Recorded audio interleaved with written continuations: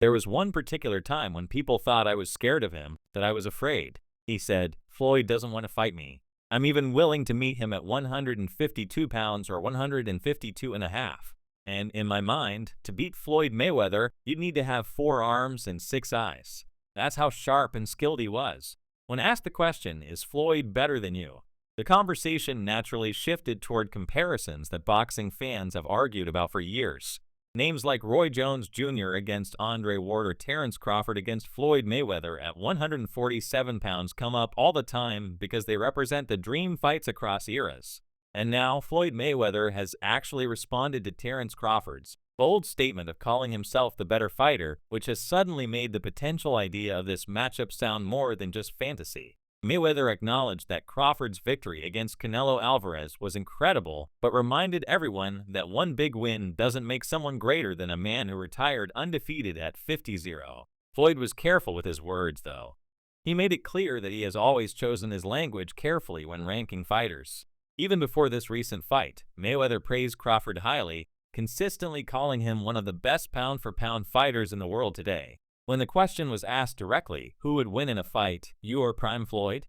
Crawford didn't hesitate. His response was immediate. Me, no questions. The interviewer admitted he thought Crawford might hesitate, maybe even give Floyd the edge, but Crawford said not at all. He acknowledged that Floyd is one of his favorite fighters, but confidence drives him to believe he himself would win. The difference now is that the conversation, once just about respect, has shifted into a potential challenge. Especially after Canelo, the one fighter who has shared the ring with both Floyd and Crawford, gave his own shocking opinion in his post-fight press conference. Canelo said clearly, I think Crawford is way better than Floyd Mayweather.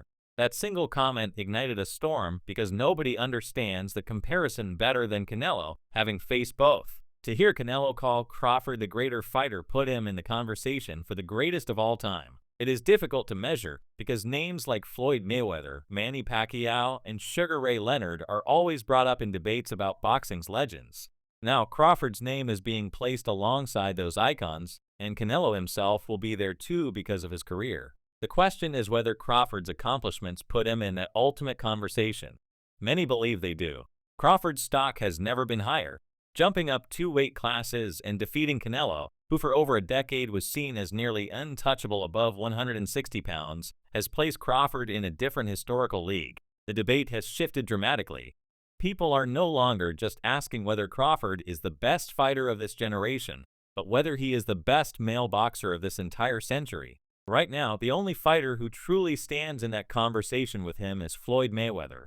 That is what makes the prospect of a Mayweather versus Crawford fight so fascinating to imagine.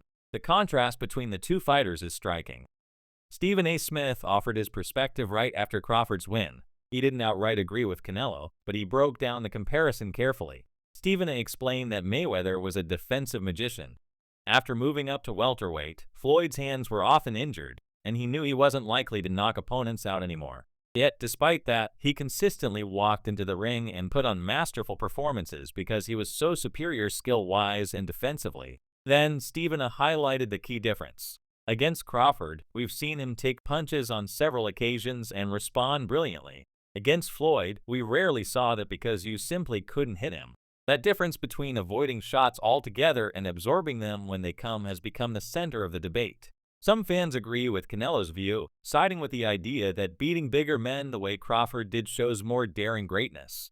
Others agree with Stephen A.'s point, believing that true greatness lies in not being touched at all, taking minimal damage, and still dominating. Floyd himself, in his fight against Canelo years ago, was full of confidence, skill, and ring IQ. Everything he did was sharp, complete, and calculated. But as some pointed out, the version of Canelo he fought was still young and inexperienced compared to the dominant Canelo Crawford faced. People sometimes overlook how much that matters. Adding to the heated conversation, Ryan Garcia stepped in with a completely different take. On Ring Magazine's Inside the Ring show, Garcia criticized Mayweather harshly, saying he changed boxing in the worst way possible. According to Garcia, Floyd perfected the art of picking the right opponents at the right times. Garcia argued that Mayweather carefully fought opponents either past their prime or before they had fully peaked, avoiding the risk of facing them at their best. He claimed, Floyd never fought anyone in their true prime years. To Garcia, that was a disservice to the sport. He said, yes, he was the best at making fights happen and building business, but all of that was timed perfectly to protect the zero. Garcia argued that this mentality built a culture in boxing where protecting an undefeated record became more important than testing yourself against the most dangerous challenges. He contrasted that with his own willingness to face Gervonta Tank Davis in 2023, even though it resulted in a knockout loss. Garcia insisted that fighters like himself, Tank, Canelo, and Crawford are trying to undo the negative impact of Floyd's era by taking risks and proving themselves. Garcia's critique struck a nerve because it revealed a generational divide. In Mayweather's era, business and strategy were valued just as much as skills. In Crawford's era, or at least in the perception surrounding him, daring challenges and willingness to risk everything are celebrated. This philosophical clash is part of what makes the fantasy of Mayweather versus Crawford feel so compelling. The reactions to Garcia's words were split down the middle. Many experts defended Mayweather, pointing out that his resume is stacked with Hall of Famers and that timing opponents has always been part of boxing. Others felt Garcia was just voicing what many fans secretly believed, that Mayweather's brand of perfectionism sterilized boxing by prioritizing the zero. Regardless, Floyd hasn't responded directly to Garcia's criticism. Instead, he lets his record speak for him. 50 fights, 50 wins, never beaten. That undefeated number remains his loudest response to any doubters. Analyst Max Kellerman also weighed in with his perspective. He acknowledged that Floyd's resume is deeper than Crawford's and that Floyd was faster with a superior defense. But he also made the important caveat that once Floyd moved beyond lightweight, he became selective about when and who he fought. While the resume has bigger names, people still remember that Floyd strategically avoided certain fights at certain times. By contrast, Kellerman pointed out that Crawford has always seemed eager to fight anyone, regardless of the risk. Even though Crawford's resume may not look as deep on paper, the perception is that he wanted all the smoke all the time. That difference matters to fans. Kellerman even went as far as to compare Crawford's current aura to that of Sugar Ray Robinson, widely considered the greatest fighter ever. Robinson was remembered as the man who could beat everybody, the ultimate pound-for-pound fighter. Kellerman suggested that Crawford, right now in the aftermath of beating Canelo, has created that same impression, the feeling that he could beat anyone put in front of him. But he also gave a warning. He recalled how Roy Jones Jr., after beating John Ruiz and reaching a similar level of awe, tarnished that legacy by continuing to fight and suffering losses. If Roy had retired right then, the aura would have remained untouched. Kellerman suggested that Crawford's career is still unfolding, and while his current aura is extraordinary, the long-term legacy will depend on what happens next. The debates around Mayweather versus Crawford are not only about boxing skills, but about legacy and philosophy. Fans brought up how Floyd and Manny Pacquiao delayed their fight for years, each side blaming the other. Some argue Floyd avoided Pacquiao in his prime, while others remind people that Pacquiao initially rejected Floyd's demands for blood testing. These back-and-forth arguments show how polarizing Floyd's legacy remains.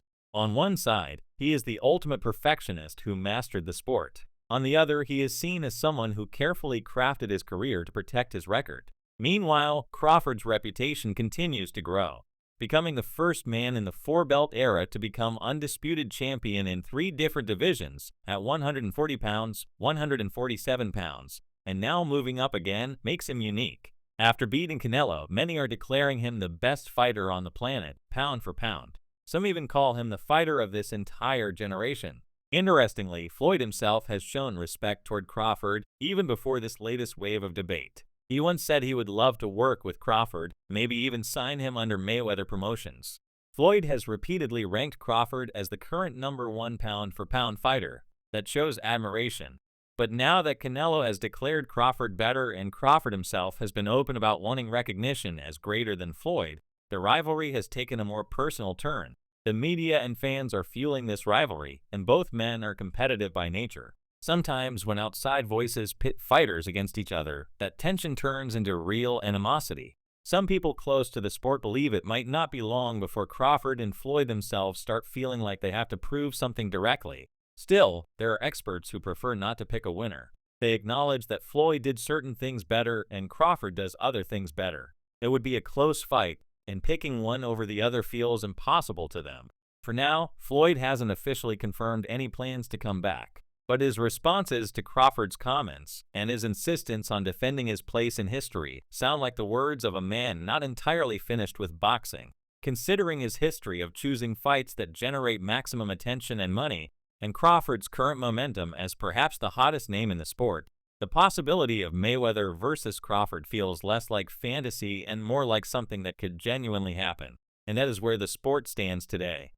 Crawford's rise has forced the boxing world to compare him with Floyd Mayweather, a man long considered the standard of modern greatness. Canelo's opinion that Crawford is better, Stephen A. Smith's breakdown of the defensive versus offensive differences, Ryan Garcia's harsh generational critique, and Max Kellerman's nuanced analysis all contribute to one of the most heated debates boxing has seen in years. At its core, this is not just about who is the better fighter. It is about two very different philosophies of boxing greatness: the careful, strategic, undefeated perfection of Mayweather versus the daring, all-comers welcome approach of Crawford. The debate is far from settled. Some say Floyd's unmatched defense and resume keep him above everyone. Others say Crawford's willingness to take risks and dominate bigger men makes him the truer embodiment of greatness. Whatever the truth, the conversation has made Mayweather versus Crawford the most intriguing fantasy fight in the sport, one that more and more people now believe might actually come to life.